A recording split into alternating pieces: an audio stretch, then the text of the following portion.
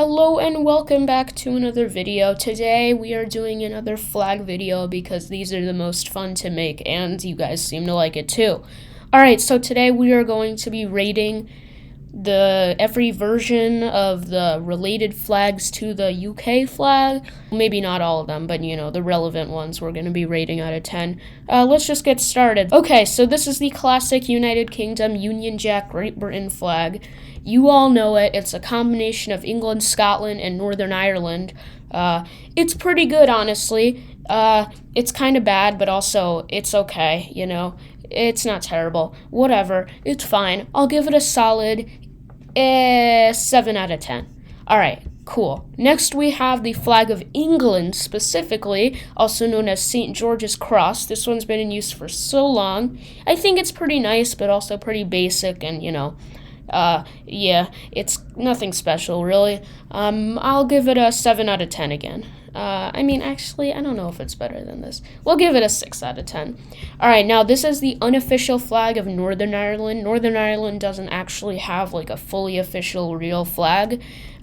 So we're stuck with this.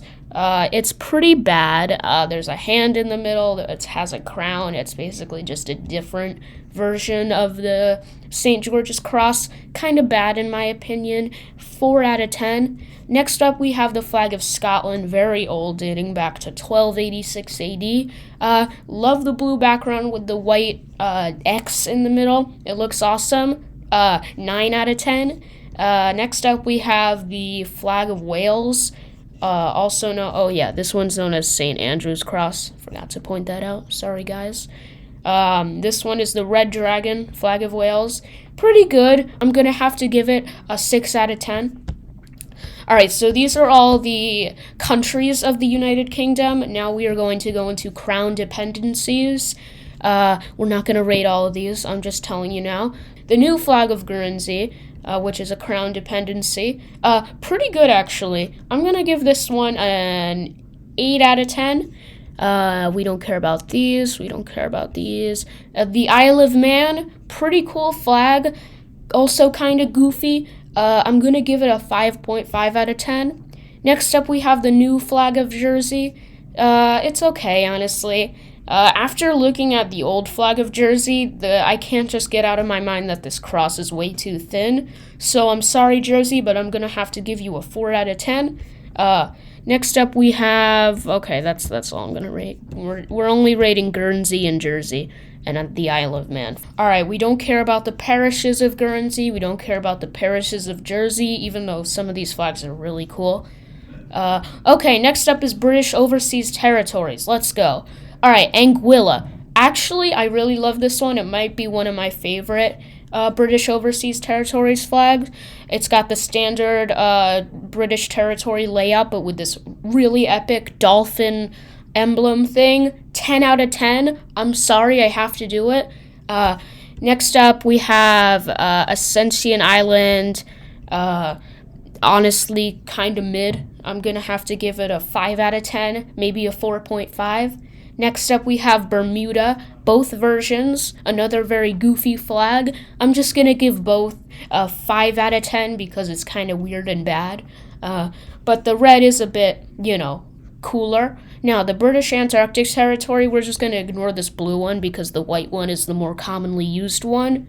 Same thing with Bermuda, the red one is more commonly used. So anyways, the white one, I think this is so cool because they have an exclusive white background because it's Antarctica, and they have a super cool emblem. Here, look, we can see it up close. It's got a penguin on it, a lion on it. I think it's really cool. It just doesn't look the best, but considering it's a British Overseas Territory and that it's using the standard layout that they're given, I think that's a solid 7 out of 10. Alright, next up we have the British Indian Ocean Territory. Once again, amazing use of the layout with these custom waving textures. Not waving, I meant to say waves. And it's got this palm tree with a crown on it. That's another 7 out of 10 for good usage. Next up, the British Virgin Islands. Still with the template, but the emblem, aka the thing that matters, is also kind of weird. I'm going to have to give this one a 3 out of 10 because I hate the emblem. Next up, the Cayman Islands. Emblem is okay. I'm going to give it a 5 out of 10. just because of the turtle. That's the only good thing. Next up, the Falkland Islands with the sheep and the boat. I think this is really cool. Of course, it is a disputed territory with Argentina, but like with that aside, this is a really cool flag for the Falkland Islands and the sheep that live there. I'm going to have to give this one another 7 out of 10. Next up, we have Gibraltar, a very famous territory of the United Kingdom. This is like a really cool flag. It doesn't follow the usual template, which I respect. And it's got like this really cool castle with like a key dangling down. I'm going to have to give this one a 9 out of 10, maybe even higher, 9.5 maybe. Okay, what do we got next? Montserrat. Montserrat's a really interesting island. A volcano literally exploded on their capital city, and now, like, barely anyone lives there. But really bad flag. There's literally this woman around a cross with a harp. Is that what you call that thing? I'm not totally sure. Pretty bad. I'm gonna give this one a 2 out of 10. Next up, we have Pitcairn Islands, or island, I guess islands, whatever. The Pitcairn Islands are some of the that's the coolest place in the world. One of them. It's so remote. It's so awesome. I would highly suggest checking out Yes Theory's video where he went to Pitcairn Islands. It's so awesome, and I think this like mischievous monster-looking flag fits that really well. I don't even know what's going on here, but I think it's really cool and unique for the Pitcairn Islands, which are somehow still a part of the UK. So I'm going to have to give this one a 9 out of 10, or maybe an 8 out of 10. I think an 8 out of 10 works.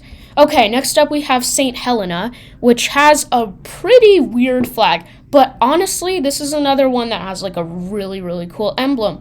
It's got like that shield design with like a cool bird with a blank background at the top half, and then a ship meeting on an island with you can see the England flag on the boat.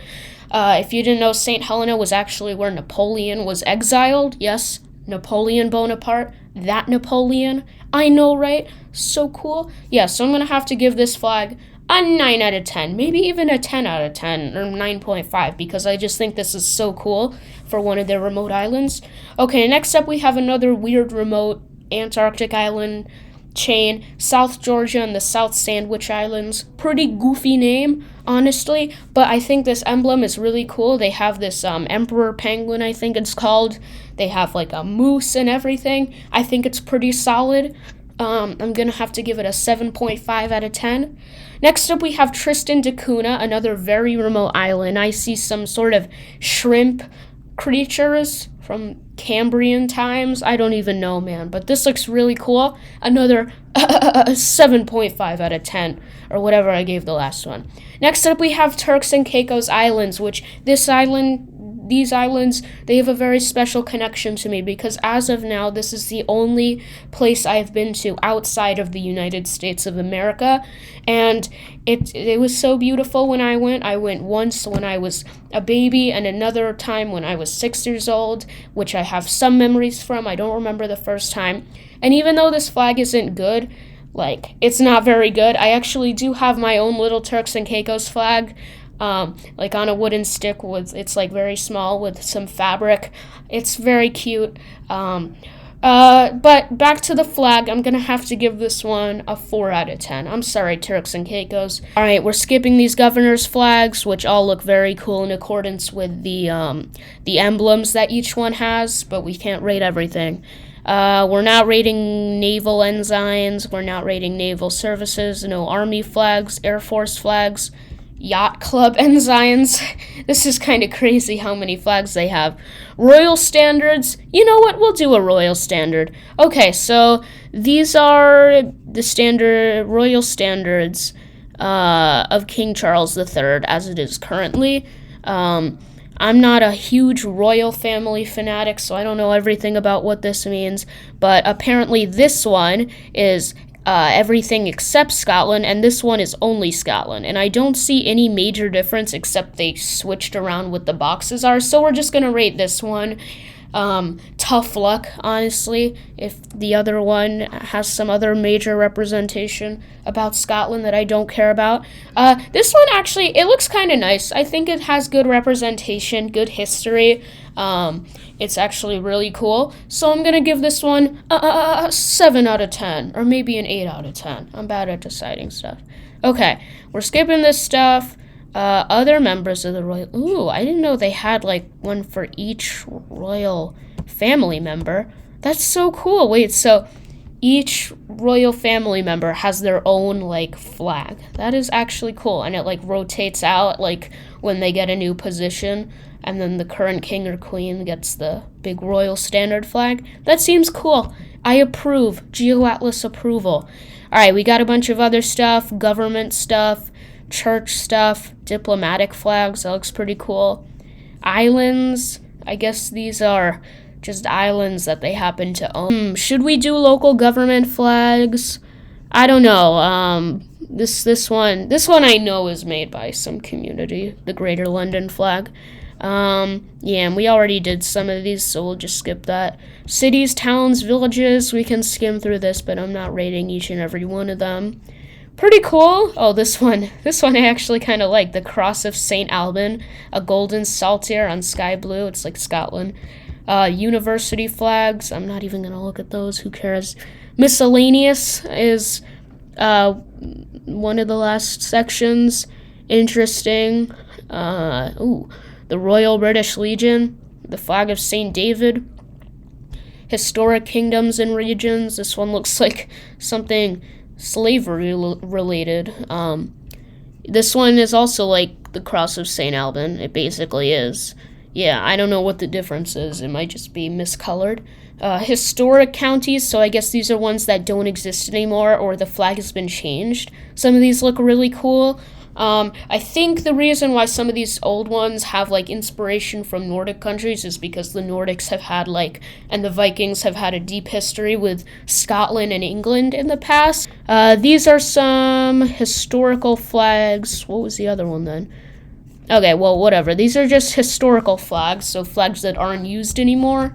Yeah, and probably for good reason. This is the Lord Protector's standard. Actually looks pretty cool. We got some, like, Irish representation, double England, Scotland, and whatever that is in the middle, some sort of emblem. These are more royal standards, I think are really cool. I guess some outdated ones, because this is historical. These are the royal consort flags. This one, some of these are just way too crazy. Like, honestly, who would want this? Come on. Now we got Welsh royal standards, more of these lion things, which I think are the national emblem, whatever, of England.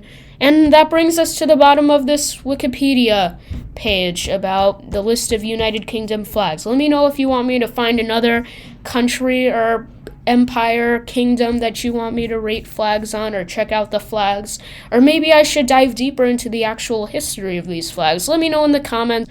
So yep, that's another Wikipedia flag video done. I hope you enjoyed. I sincerely do. Hopefully I'll start posting more often, and I'll see you in the next one. Bye-bye.